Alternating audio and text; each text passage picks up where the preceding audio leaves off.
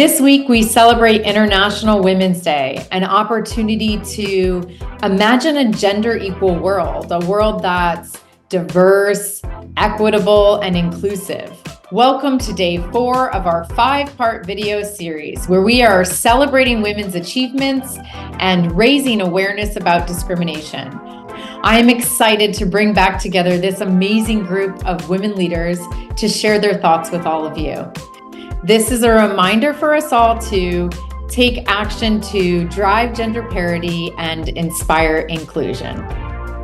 In your opinion, what actionable steps can we collectively take to inspire inclusion and drive gender equality on a broader scale? How can leaders play a pivotal role in sponsoring these efforts within their respective spheres of influence?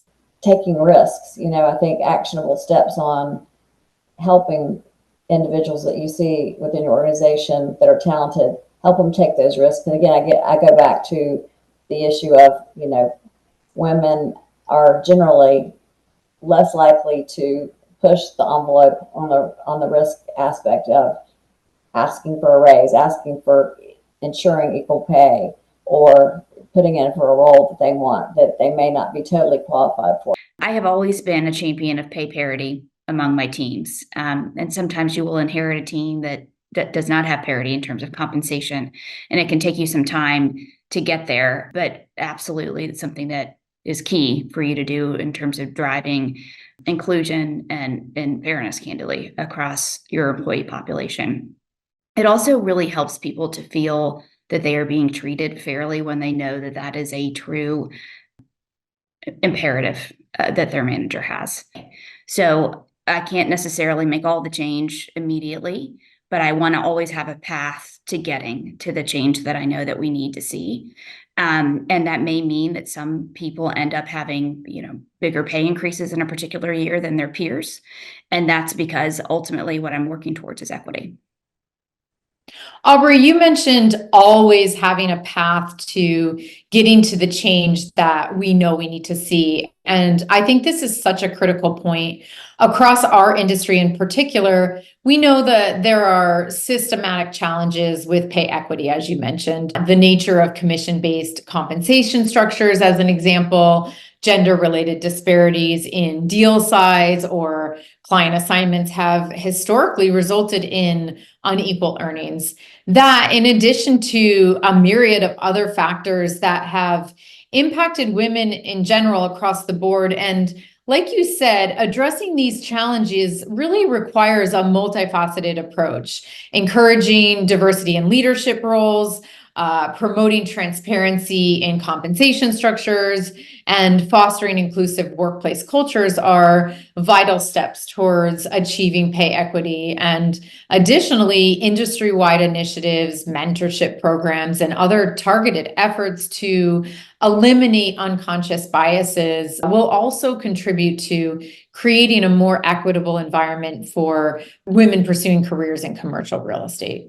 One of the biggest challenges, I think, in pay equity that we're going to find is the transparency. So we have seen more transparency, I would say, up to the director level in what are routinely considered more commoditized roles. The experience tends to be more consistent across the board. I would say VP level and above positions, pay equity is just going to be really challenging because so much of that's going to be experience-based, but also means that it's experience-biased. So we're going to see that that bias towards the experience that fits the person who had the job before, which fit the person that had the job before and the job before. So for us to break some of those biases in roles at the higher paying positions, I think that's where we're going to have to work really hard to break the glass ceiling for all of the disenfranchised groups historically. So that's where I see the work to be done. By taking action. I think that that's one of the reasons, right? I wanted to be a leader. I wanted to be a leader because I knew that I could impact and influence lives. And as leaders, we don't recognize it. It's a privilege that we have. From a pay equity perspective, making sure, and I do this very mindfully. So going back to like being mindful, I do this very mindfully.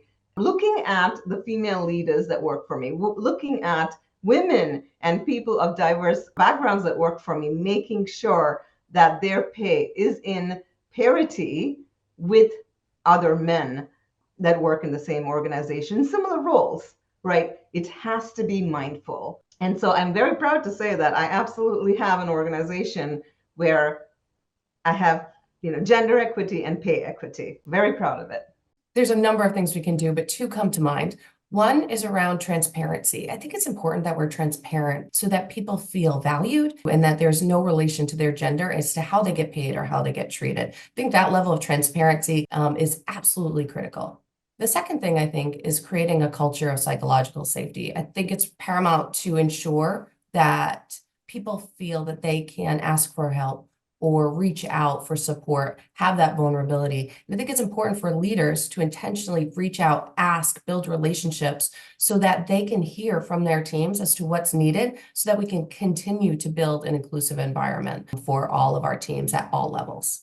I remember early on in my career being at job sites or being at the project pre-bid table, and I was the only woman there, and I may have been the only, woman of color there or person of color.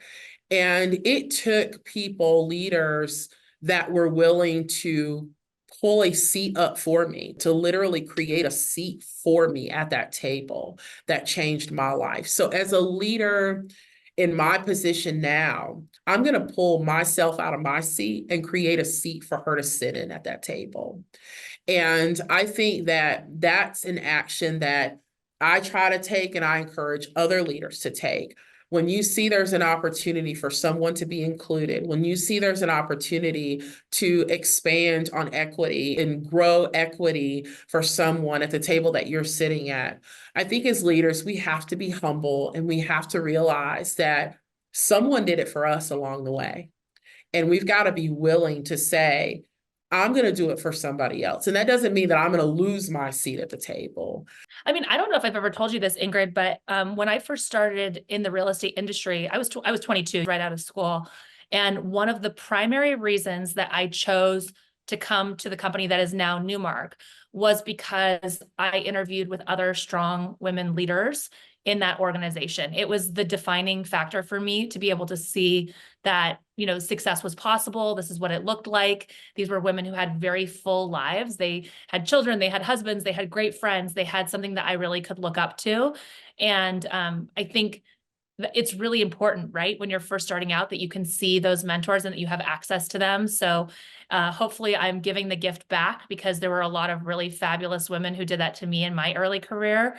And I hope to do the same for the next generation, because it obviously benefited me so dramatically. So I'm going to say something a little different, maybe.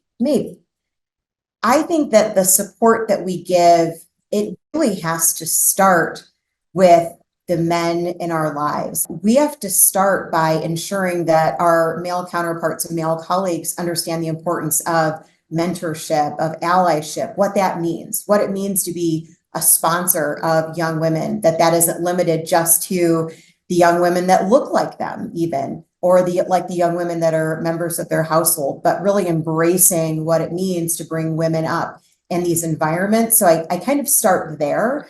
And I think a big part of that is because I grew up in a household where my father ensured that anything that the boys could do, I could do better. I could throw a football farther. I could run faster. I could do all of the things.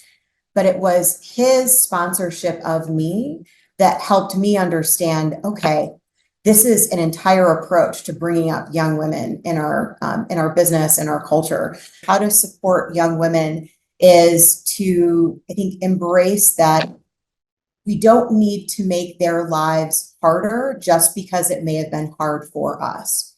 And I think a lot of us that are in this kind of Gen X, elder millennial timeframe of our professional careers, it wasn't easy coming into the professional environment. There weren't a lot of mentors available to us, and it was hard. And for the generation above us, it was even harder for them. And in my opinion, we have to make the path easier. It doesn't have to be hard in order for it to be successful. And wherever we can make the paths easier for young women and young men in their rising careers, I think we need to do that, providing more opportunities for scholarship, for mentorship, being open to spending our time in those areas. I think that's incredibly important. Thank you for listening in. We look forward to sharing more thoughts with you tomorrow.